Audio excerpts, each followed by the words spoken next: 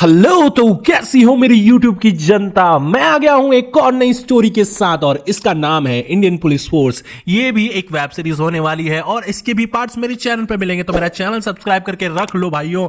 और इस web series को डायरेक्ट किया है रोहित शेट्टी ने और उनकी ये कॉप यूनिवर्स की पहली वेब सीरीज है। तो चलिए स्टार्ट करते हैं बिना टाइम गवाए। इसकी कहानी की स्टार्टिंग होती है बॉम्ब ब्लास्ट से। जी हाँ, आपने सही सुना है, बॉम्ब ब्लास्ट से। शहर में बॉम्ब ब्लास्ट हुआ है और ये शहर है दिल्ली शहर। और इसके बाद जो लोग हैं बहुत ही ज्यादा छितर बितर हो गए हैं। पुलिस वाले संभाल नहीं पा रहे हैं लोगों की मरने की तादाद बहुत ज्यादा है, क्योंकि वो जो बॉम्ब ब्लास्ट है एक बाजार में हुआ है और बाजार में बहुत सारे लोग थे और वो अब मारे जा चुके हैं। और इस बॉम्ब ब्लास्ट को देखने आए होते हैं हमारे पुलिस के हेड यानी कि सिद्धार्थ मल्होत्रा। अब सिद्धार्थ मल्होत्रा ये देख के बहुत ज्यादा बेचैन है और उन्हें सामने एक लड़का दिखता है जिसके बैग में बॉम्ब है या नहीं है वो जानने से पहले सीधा ये कहानी स्विच हो जाती है 2 घंटे पहले। सब कुछ नॉर्मल था और लोग शॉपिंग कर रहे थे, अपनी लाइफस्टाइल जी रहे थे। वो कहीं आ रहे हैं, कहीं जा रहे हैं और दिल्ली शहर एकदम महफूज है। लेकिन थोड़ी ही देर में इनके साथ क्या होने वाला था इनको भी नहीं पता था और इसी बीच फट जाता है बॉम्ब और सारे लोग जो है वो मर जाते हैं। इसके बाद फोन जाता है सिद्धार्थ मल्होत्रा को, जो कि तैयार हो रहे हैं अपने राइजिंग डे के लिए। दिल्ली पुलिस जो है उसका आज राइजिंग डे है और हमारे सिद्धार्थ मल्होत्रा जो है ये एक स्पेशल फोर्स में है, तो उनको यूनिफॉर्म पहनना मतलब अलाउड नहीं है। ये लोग सिविल में ही रहते हैं ज्यादातर, लेकिन राइजिंग डे के लिए उनको स्पेशल वर्दी दी गई थी और उनकी मॉम आके कहती है कि तुम वर्दी में बहुत ज्यादा ही अच्छे लग रहे हो। और फिर सिद्धार्थ मल्होत्रा के पास फोन आता है कि अशोक बाग मार्केट में बॉम्ब ब्लास्ट हुआ है सर, जल्दी आइए। और सिद्धार्थ मल्होत्रा निकल जाते हैं। सिद्धार्थ मल्होत्रा निकलते निकलते वो फोन लगाते हैं अपने एक और हेड पुलिस ऑफिसर को, जो कि है विवेक ओबरॉय। अब विवेक ओबरॉय जो है ये सुनते ही बहुत ज्यादा दहल जाते हैं और वो जा रहे होते हैं अपनी बीवी और अपने बच्चे को स्कूल छोड़ने। तब वो अपनी बीवी को बोल देते हैं कि तुम घर से आज बाहर नहीं निकलोगी और जो हमारा ये बच्चा है ये भी घर से बाहर नहीं जाएगा, क्योंकि दिल्ली में जगह जगह बॉम्ब ब्लास्ट होने के आसार हैं और एक जगह तो बॉम्ब ब्लास्ट हो भी चुका है। फिर ये लोग निकल जाते हैं अशोक बाग मार्केट देखने के लिए कि क्या हुआ है। अब हमारे दोनों ऑफिसर्स निकल चुके हैं जहां पे बॉम्ब ब्लास्ट हुआ यानी अशोक बाग मार्केट। लेकिन तभी विवेक ओबरॉय को एक फोन आता है कि एक बच्चे को इंडिया गेट पे बॉम्ब मिला है और ये दोनों बच्चे इंडिया गेट पे बैठ के बातें कर रहे होते हैं और तभी उस बच्चे को पैर के नीचे बॉम्ब लगता है और वो बॉम्ब उठा के हाथ में ले लेता है और एक बच्चा दौड़ के जाता है पुलिस ऑफिसर को बताता है कि सर मेरे दोस्त को बॉम्ब मिला है। लेकिन पुलिस ऑफिसर मजाक समझता है, लेकिन जब वो उसके पास आता है तो वो देखता है कि सचमुच बॉम्ब मिला है उस लड़के को। इसके बाद विवेक ओबरॉय जल्दी से आते हैं इंडिया गेट और वो कहते हैं कि तुमने बच्चे के हाथ से बॉम्ब क्यों नहीं लिया। वो पुलिस ऑफिसर कहता है कि बच्चा बॉम्ब देने को तैयार नहीं है। वो कह रहा है अगर मैंने इस बॉम्ब को तुम्हें दे दिया तो ये बॉम्ब फट सकता है। और फिर वो पुलिस ऑफिसर कहता है कि सर मुझे लगता है कि ये बॉम्ब फट जाएगा। फिर विवेक ओबरॉय उस बच्चे को देखते हैं और सोचते हैं कि अगर ये बच्चा मर गया तो क्या होगा। तब विवेक ओबरॉय अपनी जान पे खेल के जाते हैं और उस बच्चे से कहते हैं कि लाओ ये बॉम्ब मुझे दे दो और इस बॉम्ब को लेके मैं रखूंगा, तुम यहां से चले जाओ। लेकिन वो बच्चा बोलता है नहीं अंकल ये बॉम्ब फट जाएगा। लेकिन फिर भी विवेक ओबरॉय बोलते हैं मैं आराम से ये बॉम्ब ले लूंगा, तुम मेरे को दे दो। और वो बच्चा विवेक ओबरॉय के हाथ में बॉम्ब दे देता है और विवेक ओबरॉय वहीं खड़े हो जाते हैं। फिर ये कहानी स्विच हो जाती है सिद्धार्थ मल्होत्रा पे, जो गए हैं अशोक बाग मार्केट और वहां दिखता है उन्हें एक बच्चा। लेकिन वो सारे पुलिस वाले सोचते हैं कि इसके पास भी बॉम्ब है, लेकिन उसके पास बॉम्ब नहीं होता। और फिर सिद्धार्थ मल्होत्रा पूछते हैं कि तुम्हारा नाम क्या है बच्चे, और वो बोलता है बंटी। और वो बच्चा बोलता है कि मैंने उस आदमी को देखा है जिसने यहाँ पे एक पैकेट रखा था और वो बॉम्ब रख के गया था और मेरे को लगता है उसी पैकेट में बॉम्ब था। तब सिद्धार्थ मल्होत्रा कहते हैं अच्छा तुमने उसे देखा है। तो सिद्धार्थ मल्होत्रा कहते हैं इसे ले जाओ और इससे उस आदमी का स्केच बनवाओ। उसके बाद सिद्धार्थ मल्होत्रा को भी खबर आती है कि इंद्रलोक यूनिवर्सिटी में भी बॉम्ब मिला है और सिद्धार्थ मल्होत्रा चौंक जाते हैं। इसके बाद विवेक ओबरॉय जहां पे खड़े हैं बॉम्ब लेके, बॉम्ब स्क्वाड आती है और बॉम्ब स्क्वाड देखती है कि विवेक ओबरॉय के हाथ में बॉम्ब है और वो चौंक जाती है। फिर वो जल्दी से जाती है और उस बॉम्ब को डिफ्यूज करने की कोशिश करती है और फिर बॉम्ब स्क्वाड जो है उस बॉम्ब को डिफ्यूज कर देती है।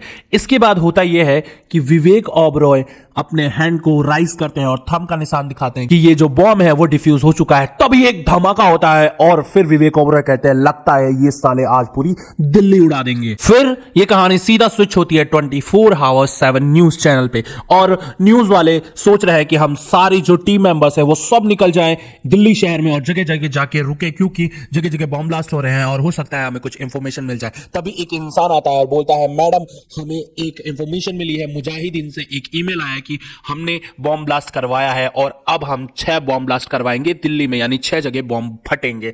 अब भाई मुजाहिदीन क्या है? तो मुजाहिदीन एक अरबी शब्द है जो कि यूज किया जाता है गोरिल्लाओं के लिए, यानी कि वो पर्सन जो कि आतंकवादी है, और ये मेल उन्हें आया था ईरान से। इसके बाद होता यह है कि दौलतगंज में एक ऑटो रिक्शा आके रुकता है और वहां भी ब्लास्ट हो जाता है। न्यूज वाले लोगों को कह देते हैं कि आप सभी अपने घर में महफूज रहिए और घरों से बाहर ना निकलिए, क्योंकि दिल्ली शहर में कभी भी कहीं भी बॉम्ब ब्लास्ट हो सकता है। तभी सिद्धार्थ मल्होत्रा जो है इंद्रलोक यूनिवर्सिटी पहुंच जाते हैं और वहां देखते हैं एक कार में बॉम्ब फिट है और सारे पुलिस वाले खड़े हैं एक साइड में। तभी डॉक्टर आके कहती है कि उस बिल्डिंग में हमारे पेशेंट्स आईसीयू में है। सिद्धार्थ मल्होत्रा कहते हैं अभी भी पेशेंट वही है और उन्हें वो निकाल नहीं सकते क्योंकि वहां पे बॉम्ब है और उसके एरिया में जो कोई भी जाएगा बॉम्ब फट सकता है, इसलिए किसी को वहां जाने नहीं दे रहे हैं।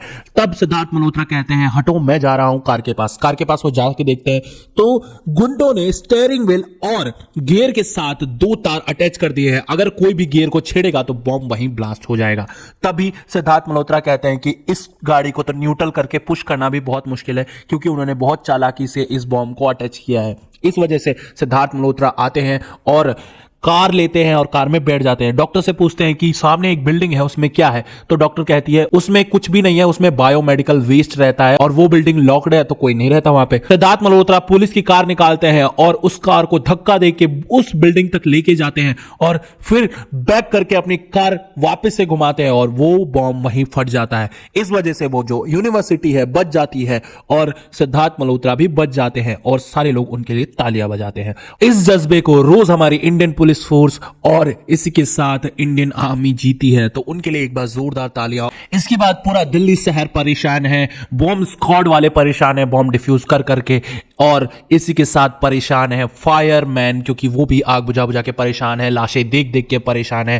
तब सारे जो लोग हैं बहुत ज्यादा परेशान है और पुलिस वाले तो है ही हैं। इसके बाद ये जो कहानी है सीधा स्विच होती है दिल्ली हेडक्वार्टर्स में और वहां पे सिद्धार्थ मल्होत्रा विवेक ओबरॉय मिलते हैं और कहते हैं आप सभी ठीक तो है ना, तो आप अपनी फैमिली को फोन लगा के बोल दीजिए कि हम अब घर नहीं आएंगे जब तक ये केस सॉल्व हो नहीं जाता। आप लोगों का घर अब दिल्ली हेडक्वार्टर्स ही है और इस बॉम्ब ब्लास्ट वाले आदमी को पकड़ के लाना है। और फिर सारे पुलिस वाले जज्बे के साथ यस सर बोलते हैं और सारे के सारे तैयार हो जाते हैं इस बहुत बड़ी मुश्किल से निपटने के लिए। सारे लोग बहुत ही जोर शोर से काम करना चालू कर देते हैं और पता लगाना चालू कर देते हैं कि इस बॉम्ब ब्लास्ट के पीछे है कौन, और वो बच्चा उस आदमी का स्केच बनवा रहा है। इसके बाद सिद्धार्थ मल्होत्रा बाजार में जाते हैं और वहां पे पकड़ते हैं तौफीक को, और उन्हें लगता है कि तौफीक मिला हुआ है बॉम्ब वाले लोगों से जिन्होंने इस शहर में बॉम्ब ब्लास्ट करवाए हैं। तौफीक से पूछताछ करने पे पता चलता है कि 4 लड़के यूपी बॉर्डर क्रॉस करके दिल्ली में आए थे और उसके बाद वो गायब हो चुके हैं। तौफीक ज्यादा कुछ तो नहीं जानता है,